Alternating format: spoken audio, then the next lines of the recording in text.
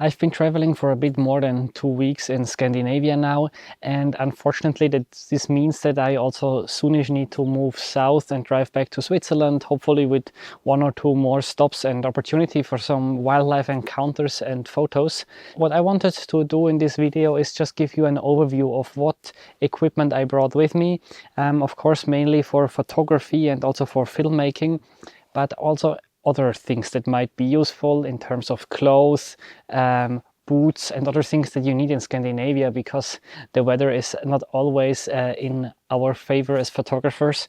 And I will try to link as much as I can in the video description. If I forget something, please let me know and I will add it as well.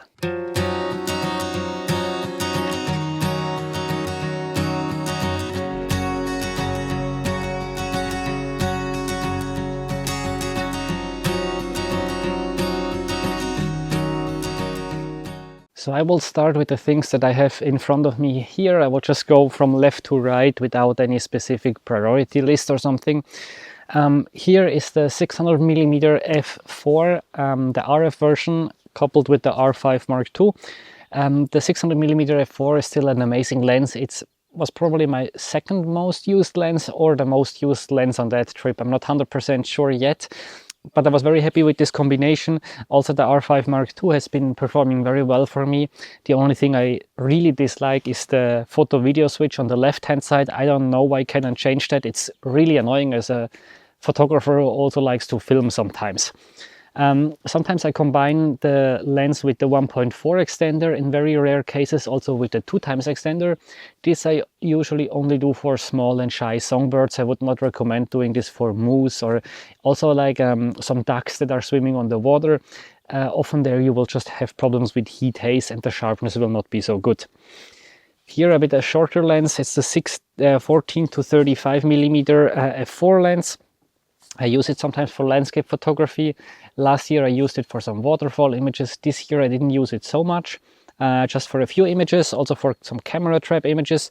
And here in front I have a filter pouch with 3 filters, a polarizing filter and 2 ND filters. Then here we have my Holyland microphone that I'm using to film me right now. I also own a GoPro. I bought this used like 2 years ago or so.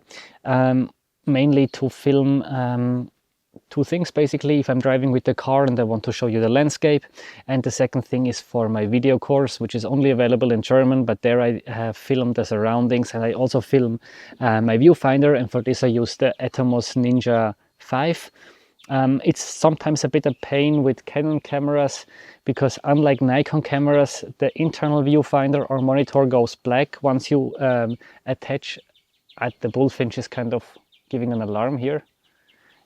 The internal viewfinder is getting black as soon as you attach an external recorder, and that's quite annoying in my opinion, especially for flight shots, but it is what it is.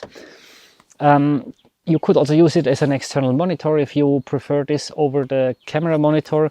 For me the whole setup gets less flexible because I shoot 99% of my stuff handheld. I will get to tripods in a second. So I only really use it if I need to use it. Here we have the OM system OM1 Mark II with a 90mm macro lens. I really like this for macro photography if I want to do some stacking, because in my opinion the stacking here works much better than with the R5 Mark II. I have not used it so much on this trip just because the weather was not really suitable. I took some images in the fjell of some lichens and things, but not so many insects as I would have liked to. Here I have a card reader. It's from Freewell. It's not the fastest and the cards get quite warm when importing, but I enjoy that I can use all types of cards, like the micro SD cards that I use in the GoPro, the SD cards that I use in the OM system camera, and then the CF Express Type B cards that I use in my Canon cameras, and it also takes CF Express Type A cards in case I use Sony cameras sometimes. Here we have my newest lens that I purchased at 60mm f2.8. I purchased it mainly for this trip here because when I was filming in the height with the snipes, I needed something wide and something fast. My 14 to 35 f4 was just too slow to film after midnight in the height. I also bought this Joby Gorilla Pod for, it's like the DSLR edition, I believe it's called, for the same purpose, just that I can also in the car, when I'm taking pictures of moose, I can easily put this on the dashboard and film myself with a 16mm lens. But I also used it in combination with my cam traptions, camera trap. So it's the first time I took this on a trip with me, and I'm glad I did. I was taking some cool pictures of squirrels here in the squirrel forest. And I just put this on the small tripod here, and then the camera on another tripod, and it triggered wirelessly. Maybe actually it's a good idea to quickly talk about the stuff that you cannot see in the image here, just because I'm currently filming with my, let's call it, old R5 and the 35mm 1.8. I think most of the videos, or all YouTube videos except the one in the car and in the hide, I was filming with the 35mm 1.8 lens. For that purpose, it's just my favorite lens ever. To the right here, my absolute favorite combination for wildlife photography, if the subjects are not too small and not too shy, and that's the R1 with the 100 to 300mm f2.8. I used it for the snipes a bit. I used it for some other, for some squirrels. I hope to still use it maybe for one or more subjects on the way back. I used it for some moose, and it's just, I really like the look of this lens. Let's move a bit more to the right. Here we have a tripod from Lens8. It's a small one that I only take if I know that I might do a YouTube video and I don't want to carry too much. I take this one. I have a bigger tripod, which is the Gitzo GT 3543 LS. That would work well with these two camera and lenses, with the flex shooter on top. But in the end, I actually never used it during these 2 weeks. Maybe it will still change, but I'm just not a big fan of tripods. I prefer to shoot handheld. I have here a Nia Evo small pouch where I usually keep my spare batteries for both cameras, or for all cameras, for the GoPro, and a small like rocket blower to clean dust off the front element of the lens. And I also have a microfiber cloth in case the lens gets a bit dirty or wet, like, well, with the rain right now could be an issue. And speaking of the rain, I also have a rain cover here. I usually only use this when it's raining for a prolonged period of time.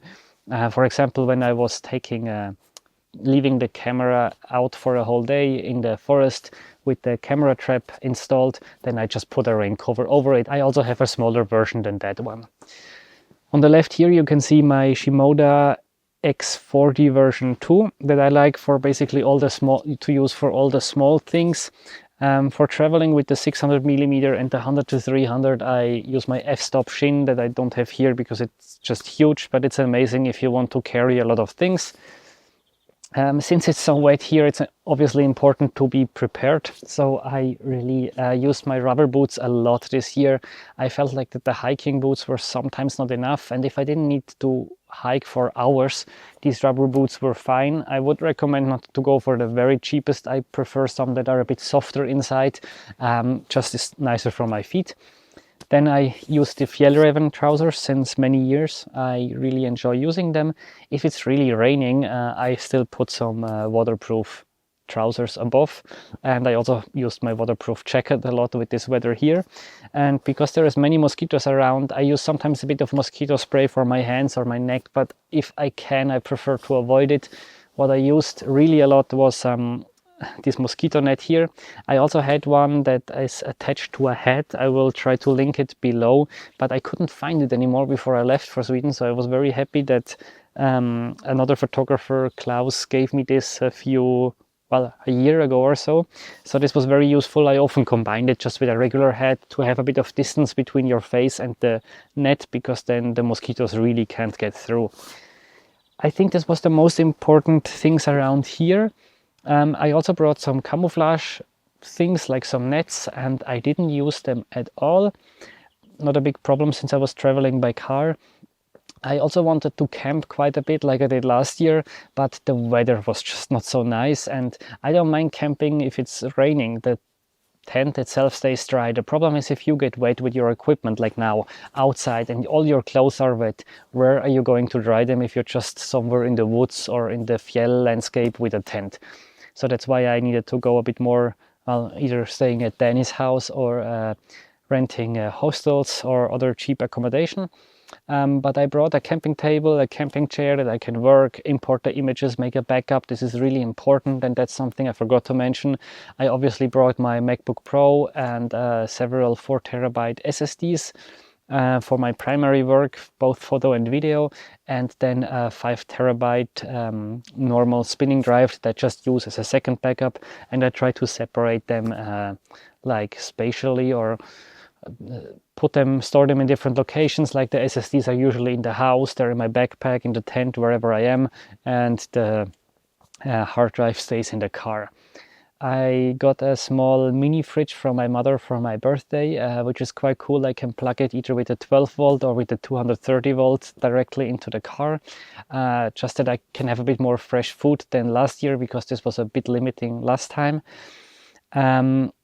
And in the car I also have like a multi-socket that I can charge 4 or 5 devices in parallel if I need to, if I stay outside without electricity for longer. As mentioned, I have not used it so much, but I was still happy to have this option.